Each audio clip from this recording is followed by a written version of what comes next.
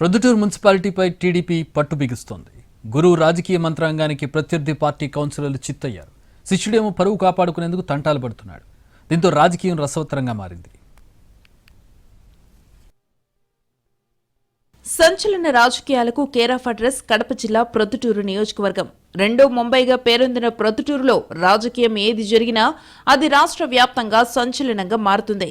రాజకీయ కురువృద్ధుడు ఎమ్మెల్యే వరదరాజుల రెడ్డికి వైసీపీ నేత మాజీ ఎమ్మెల్యే రాచమల్లు శివప్రసాద్ రెడ్డి శిష్యుడు. ఇప్పుడేమో ఇద్దరి మధ్య నువ్వా నేనా అనే రీతిలో రాజకీయం నడుస్తోంది.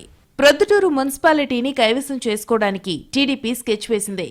మున్సిపాలిటీలో 41 మున్సిపల్ వార్డులున్నాయి. అందులో ఒక్క వార్డు మినహాయిస్తే ఈ 48లో 39 మంది వైసీపీ కౌన్సిలర్లుంటే టీడీపీకి కేవలం ఒకే ఒక కౌన్సిలర్ ఉన్నారు. అయితే గడిచిన సార్వత్రిక ఎన్నికలకు ముందు అప్పటి ఎమ్మెల్యే రాచమల్లు శివప్రసాద్ రెడ్డిపై వ్యతిరేకతతో ఆనాటి 5 అధికార పార్టీ కౌన్సిలర్లు వరదరాజులరెడ్డి సమక్షంలో టీడీపీలో చేరిపోయారు. ప్రొద్దుటూరు నియోజకవర్గంలో ప్రొద్దుటూరు మున్సిపాలిటీ, రాజుపాలెం మండలం ఉన్నాయి. నియోజకవర్గం దాదాపు 80% మున్సిపాలిటీలోనే ఉంది.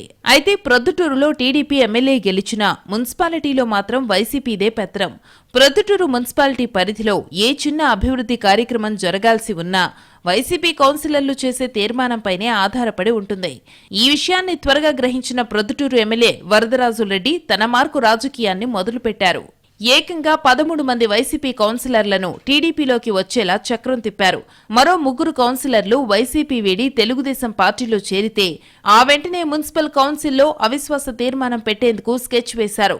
ఎలాగైనా వైసీపీ కంచుకోటను బద్దలు కొట్టాలని ఎమ్మెల్యే వరదరాజులరెడ్డి ఎత్తుకు పై ఎత్తులు వేస్తుంటే మిగిలిన వారినైనా పార్టీని వేడకుండా చూడాలని మాజీ ఎమ్మెల్యే రాచమల్లు విశ్వ ప్రయత్నాలు చేస్తున్నారు.